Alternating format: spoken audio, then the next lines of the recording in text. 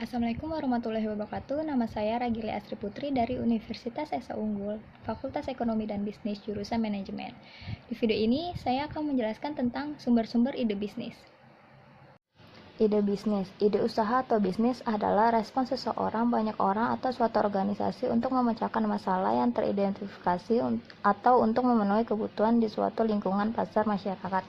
Mencari sebuah ide bisnis yang bagus adalah langkah awal untuk mengubah keinginan dan kreativitas pengusaha menjadi peluang usaha atau bisnis.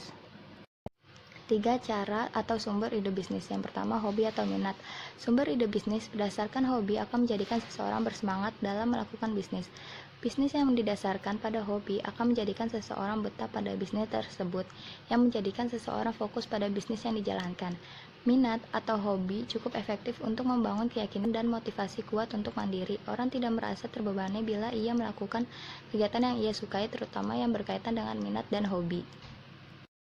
2. Kebutuhan dan permintaan pasar. Kejelian seseorang melihat kebutuhan dan permintaan pasar merupakan peluang untuk memulai bisnis. Ide bisnis berdasarkan kebutuhan dan permintaan pasar akan menjadikan usaha tersebut dibutuhkan oleh konsumen, hingga produk yang dihasilkan akan dengan mudah dijual dan menjadikan bisnis berjalan selama ada kebutuhan dan permintaan pasar.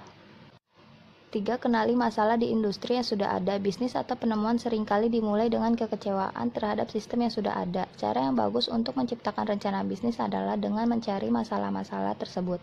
Jika Anda merasa kecewa terhadap sesuatu, seperti tidak adanya orang yang menyediakan jasa perbaikan mesin pemotong rumput, orang lain juga mungkin merasakan hal yang sama. Hal ini bisa menciptakan peluang pasar. Setelah mengenali masalah tersebut, Anda bisa memperbaikinya dengan menyediakan jasa tersebut. 4. Lakukan riset pendahuluan terkait konsumen. Meskipun riset pasar biasanya hanya dilakukan setelah mempunyai ide, Anda bisa melakukan riset awal untuk mencari tahu hal-hal yang orang-orang hargai. Langkah ini bisa membantu Anda menciptakan ide berdasarkan keinginan dan kebutuhan orang-orang. Pertama, bisnis konsultan. Kalau kamu mempunyai bakat dalam bagian tertentu, terutama dalam hal teori, kamu dapat memanfaatkannya untuk membuka jasa konsultasi. Kamu dapat pasarkan jasa kamu ini pada orang yang tengah mencari layanan konsultasi atau lewat media sosial. Kamu dapat memelihara bisnis sebagai konsultan ini melalui blog atau situs yang kamu kelola dengan bahasan serta materi yang menarik. Pemakaian sosial media ini dapat mempermudah calon klien untuk menemukan kamu. Desain juga blog kamu sesuai dengan bagian yang akan kamu tawarkan. Umpamanya, kamu sangat ahli dalam bagian fashion.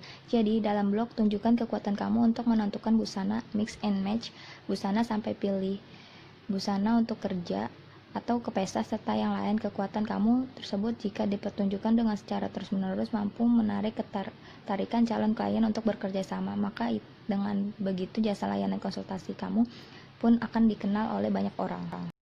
Kedua, menjadi dropshipper. Bagi Anda yang ingin membangun usaha kreatif namun terkendala modal, maka Anda bisa memulai dengan menjadi dropshipper. Caranya pun mudah karena saat ini sudah banyak situs e-commerce yang menawarkan untuk menjadi dropshipper. Tidak adanya modal membuat jenis usaha ini minim risiko.